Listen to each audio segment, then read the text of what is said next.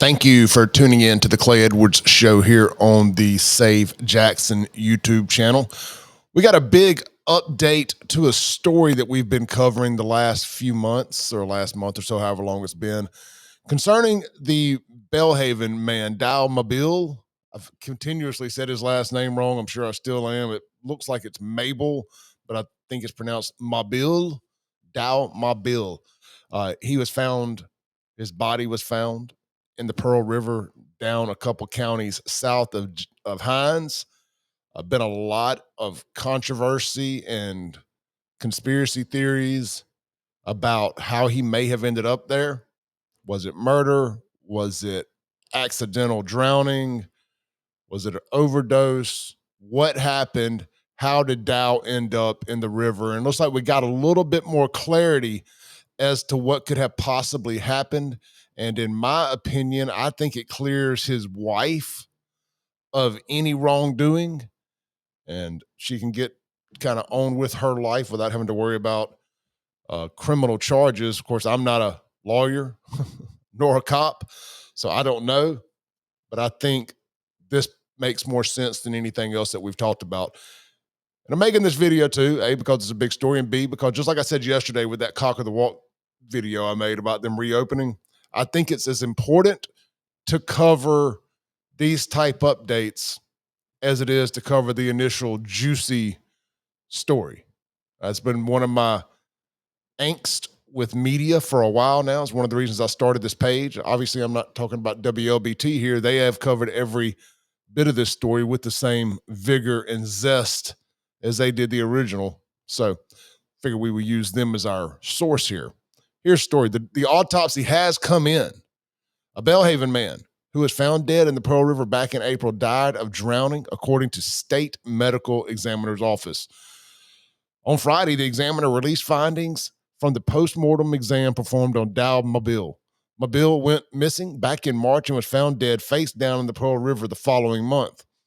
Based on the decedent's past medical history, the circumstances surrounding the death, scene findings, autopsy results, and ancillary study outcomes, the cause of death is drowning, the report states. So what they're saying is, at minimum, he was alive when he ended up in the river. The cause of death is drowning, not overdose. Let's continue. While the cause of death was identified, state medical examiner Dr. Ariane Robison, hope I'm pronouncing that right, couldn't determine why he drowned, largely due to the conditions of his remains. The state postmortem decomposition of the remains and a lack of comprehensive contextual information precluded a conclusive determination about the manner of death, she wrote. However, if additional investigative details emerge in the future, this case will be reevaluated and reassessed accordingly. The report was signed off on by Robison, and the medical examiner, Dr. Paul Uribe. The autopsy was performed at the Mississippi State Medical Examiner's Office in Biloxi on April 18th by Robison. According to findings, there were no signs of trauma or injuries that contributed to Mabil's demise, nor did he have any disease or physical condition that could have contributed. Postmortem toxicology reveals a presence of ethanol present in the decomposition fluid. When his body was examined, it had already experienced moderate advanced decay.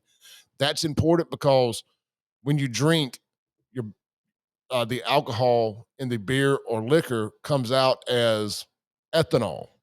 So I think what they're saying, or what could possibly be the most realistic outcome in here, is that he got really drunk and fell in the river and drowned at the end of the day. You know, where he fell in at, we don't know. How he fell in, don't know. See my previous videos for things that could have happened. That still seems weird to me.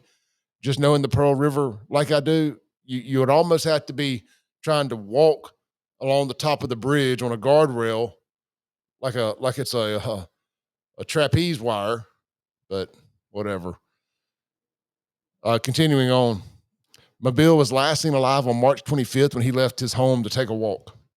Video footage from around 12:30 that afternoon showed him walking along Jefferson Street between Fortification and High Streets, wearing blue Adidas joggers, an orange shirt, and a yellow hooded sweatshirt around his waist. His body was found on April 13th.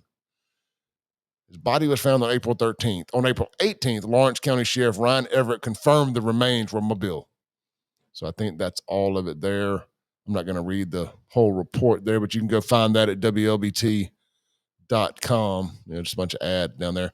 Guys, I will say one thing. If y'all have any pictures of me floating around with flowers in my hair and something happens to me, would y'all please not use that photo for every press clipping or every story about my autopsy or my results or my death or whatever? I could just really think of a bunch of other better pictures than the one with the flowers in my head. But hey, maybe that was his personality and that's what he liked. But man, me for one would prefer not have a joke photo as my main photo for the stories.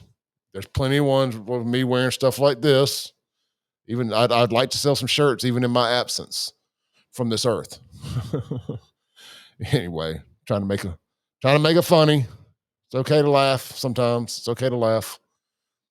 So, like I said, we wanted to make sure that we did a video because I've made several assumptions on this thing. My main assumption was I thought maybe he had gotten some bad drugs, maybe had some fentanyl in it. It messed him up. The people he was with freaked out and threw his body into the river. Kind of wild, but I don't know if, getting drunk and falling in there is a whole lot different than that. It's still abuse of some type of substance that led to your death. If the autopsy is to be believed at face value that there's ethanol in the system. And I mean, I would hope that he accidentally ended up in the river. You definitely hope it wasn't suicide or foul play. So prayers to bring some closure to the family, his wife's family and his African family who were in town last week demanding some information on this. Kudos to the state crime lab for expediting this and getting the autopsy out so the family can, in fact, have some closure. You guys have a great weekend. Again, prayers for Mabil's family and friends. And we will see you as news breaks. We break with it. I will see you guys Monday morning on the radio at 103.9 FM WYAB for the Clay Edwards Show.